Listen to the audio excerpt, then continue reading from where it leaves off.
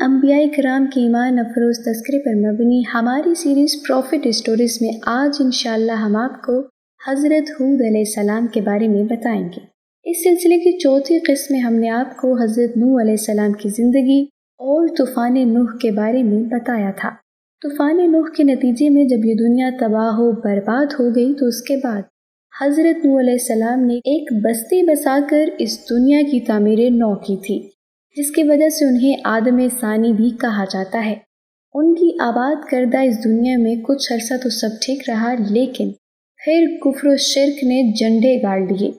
یہ نافرمان لوگ کون تھے اور ان کا انجام کیا ہوا، یہ سب جاننے کے لیے اس ویڈیو کو آخر تک لازمی دیکھیں۔ اور اگر آپ آئندہ بھی ایسی اسلامی اور معلوماتی ویڈیوز دیکھنا چاہتے ہیں تو ہمارے چینل کو سبسکرائب کرنے کے ساتھ ساتھ بیل آئیکن کو بھی پریس کریں تاکہ آپ کو ہماری ویڈیوز ملتی رہیں۔ اس کے علاوہ آپ ثواب اور صدقہ جاریہ کی نیت سے ہماری یہ ویڈیوز اپنے دوستوں کے ساتھ بھی شیئر کر سکتے ہیں۔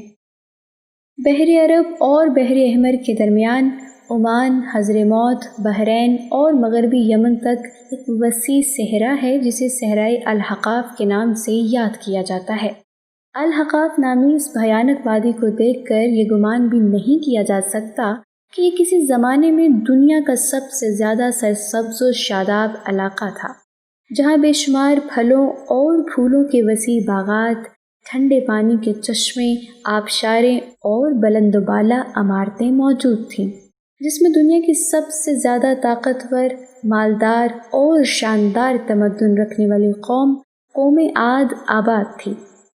یہ دنیا کے سب سے زیادہ قداور اور زوراور انسان تھے۔ اتنے طاقتور لوگ اللہ نے پھر پیدا نہیں کیے۔ یہ قوم بت پرست تھی اور ان کے بتوں کے نام حمود اور حب بیان کیے جاتے ہیں۔ طوفان نوح کے بعد قوم عاد ہی وہ قوم تھی جو سب سے پہلے کفر و شرک میں مبتلا ہو کر بتوں کی پجاری بنی۔ انہیں اپنے پتھروں کے خداؤں پر بڑا گھمنڈ تھا۔ ان کی معاشی حالت تو بہت عمدہ تھی، لیکن جہالت، گمراہی، جھوٹ اور بے حیائی نے انہیں معاشرتی طور پر تباہی کے کنارے پر پہنچا دیا تھا۔ چنانچہ کفر و شرک کے سمندر میں غرق قوم عاد کی بدعمالیاں جب اپنی آخری حدود پار کر گئیں تو اللہ تعالیٰ نے انہی میں سے اپنے ایک نیک بندے حضرت ہود کو پیغمبر بنا کر مبعوث فرمایا۔ حضرت ہود علیہ السلام ایک طویل عرصے تک اپنی قوم کو وعظ و نصیحت کرتے رہے۔ کبھی وہ انہیں اللہ کی طرف سے عطا کردہ نعمتوں کی یاد دلاتے تو کبھی عذاب الہی سے ڈراتے، لیکن وہ بہرے اور اندھے بنے رہے۔ تاریخی کتب میں ہے کہ حضرت ہود علیہ السلام مسلسل 50 برس یا اس سے بھی زیادہ درس و نصیحت میں مصروف رہے۔ قوم عاد کے 13 قبائل میں سے لقمان اور خلجان نامی قبائل نہایت طاقتور تھے اور انہیں حکمران کی حیثیت بھی حاصل تھی۔ حضرت ہود علیہ السلام نے جب دعوت حق دی تو کفر و شرک چھوڑ کر ایک اللہ کی بندگی کی طرف دعوت دی، جس پر لقمان قبیلے نے سخت مزاحمت کی اور حضرت ہود علیہ السلام کے دشمن ہو گئے۔ اس کے برعکس دوسرے قبیلے خلجان نے حضرت ہود علیہ السلام کی باتوں پر غور و خوض کیا اور ان میں سے اکثر جلد ہی آپ علیہ السلام کی دعوت کو قبول کر کے ایمان لے آئے۔ حضرت ہود علیہ السلام نے اپنی قوم کو راہ حق پر گامزن کرنے کی ہر ممکن کوشش کی، مگر قوم نے ان کی دعوت قبول کرنے سے انکار کر دیا تو بالآخر انہوں نے بارگاہ الہی میں مدد کے لیے دست دعا دراز کیے۔ اسے قرآن کریم نے یوں بیان کیا ہے کہ نبی نے دعا کی کہ اے پروردگار، انہوں نے مجھے جھوٹا کہا ہے، پر تو میری مدد فرما۔ اللہ نے اپنے نبی کی فریاد کے جواب میں فرمایا، اے نبی، یہ بہت جلد اپنے کیے پر پچھتانے لگیں گے۔ اللہ تعالیٰ نے اپنے نبی کی دعا قبول فرمائی اور قوم عاد پر عذاب کی ابتدا ہو گئی۔ بادلوں کے فرشتوں کو حکم دیا کہ اب بارش نہ برسائی جائے۔ چشموں کے فرشتوں کو حکم دیا کہ ان کے ٹھنڈے، میٹھے اور شفاف پانی سے لبریز چشموں اور آبشاروں کو خشک کر دو۔ چنانچہ دیکھتے ہی دیکھتے ان کے سرسبز و شاداب کھیت و کھلیان سوکھنے لگے اور مویشی مرنے لگے، یہاں تک کہ لوگ پینے کے پانی تک کو ترسنے لگے۔ کثیر تعداد میں پیدا ہونے والے پھل اور اناج ناپید ہو گئے۔ پوری قوم خشکسالی کا شکار ہو کر بدحال اور پریشان ہو گئی۔ یہ سلسلہ مسلسل 3 سال تک جاری رہا۔ حضرت ہود علیہ السلام سے اپنی قوم کی یہ پریشانی دیکھی نہ جاتی تھی۔ آپ علیہ السلام بہت افسردہ اور پریشان رہتے، اور پھر ایک دن انہوں نے اپنی قوم سے فرمایا، اے میری قوم کے لوگوں، تم اپنے پالنے والے سے بخشش مانگو، اس کے آگے توبہ و استغفار کرو، وہ تم پر آسمان سے موسلادھار بارش برسائے گا اور تمہاری طاقت و قوت میں اضافہ فرمائے گا۔ لیکن حضرت ہود علیہ السلام کے لاکھ سمجھانے کے باوجود اس قوم پر کوئی اثر نہ ہوا، بلکہ نہایت ڈٹائی کا مظاہرہ کرتے ہوئے کہنے لگے کہ ہم محض تیرے کہنے پر اپنے آباء و اجداد کے اور اپنے ان معبودوں کو کیوں چھوڑ دیں۔ عذاب الہی کے ابتدائی مراحل میں خشک سالی نے قوم عاد کی حالت ابتر کر دی، چنانچہ ان کے سرداروں اور دانشوروں نے اس سے نجات پانے کے لیے مختلف تدابیر پر غور و خوض شروع کر دیا۔ یہ بات بڑی حیران کن ہے کہ پچھلی قوموں کو جب کبھی کوئی مشکل آ گھیرتی تو وہ اس سے نجات کے لیے حجاز مقدس کا سفر کرتے اور بیت اللہ شریف میں جا کر اللہ کے آگے آہو زاری کرتے۔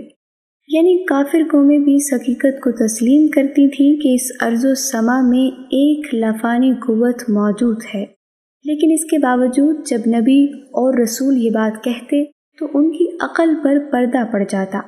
قوم عاد کے سرداروں نے بھی یہی فیصلہ کیا کہ قوم کے سرکردہ افراد بیت اللہ شریف جا کر اندیکھے خدا کے سامنے فریاد کریں۔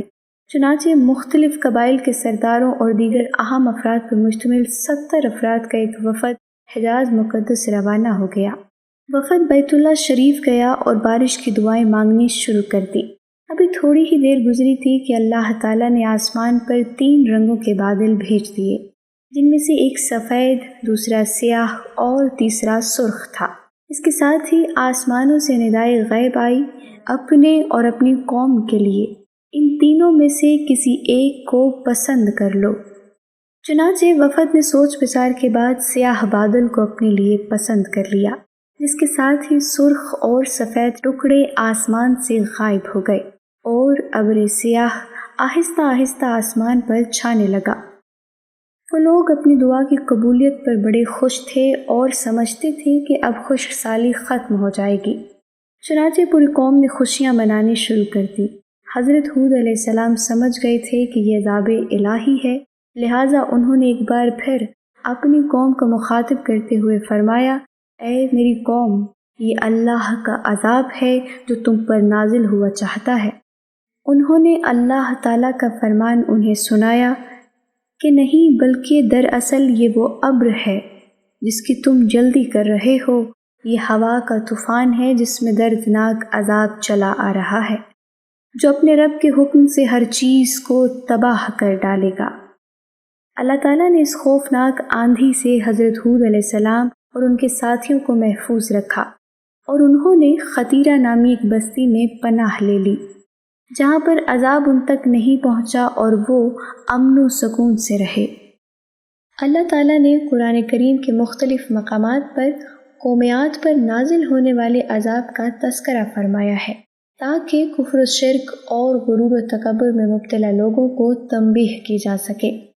اس کے علاوہ قرآن کریم کی ایک سورت کا نام حضرت ہود علیہ السلام کے نام پر سورہ ہود ہے۔ قرآن پاک کے 11ویں پارے میں موجود یہ سورہ مبارکہ 123 آیات اور 10 رکوعات پر مشتمل ہے۔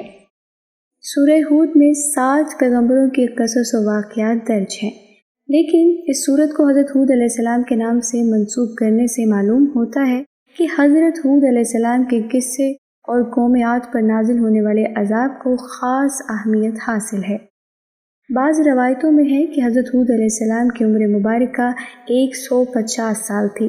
آپ کو 50 برس کی عمر میں نبوت عطا ہوئی، 50 برس تک قوم کو واعظ و نصیحت کرتے رہے۔ قوم کی ہلاکت کے بعد مزید 50 برس تک زندہ رہے اور اہل ایمان کو واعظ و درس فرماتے رہے۔ تاریخی کتب سے پتہ چلتا ہے کہ حضرت ہود علیہ السلام کا مزار حضر موت کے ایک مقام پر موجود ہے، جہاں عرب کے مختلف حصوں سے ہزاروں کے تعداد میں لوگ جمع ہوتے ہیں، اگرچہ یہ قبر تاریخی طور پر ثابت نہیں ہے۔ یہ تو تھی حضرت ہود علیہ السلام کی داستان، اور اس سیریز کی اگلی قسط میں ہم آپ کو حضرت صالح علیہ السلام کے بارے میں بتائیں گے۔ اگر آپ کو ہماری یہ سیریز پسند آئی ہے اور آپ اس کی اگلی ویڈیوز بھی دیکھنا چاہتے ہیں تو چینل کو سبسکرائب کرنا اور بیل آئیکن کو دبانا مت بھولیں۔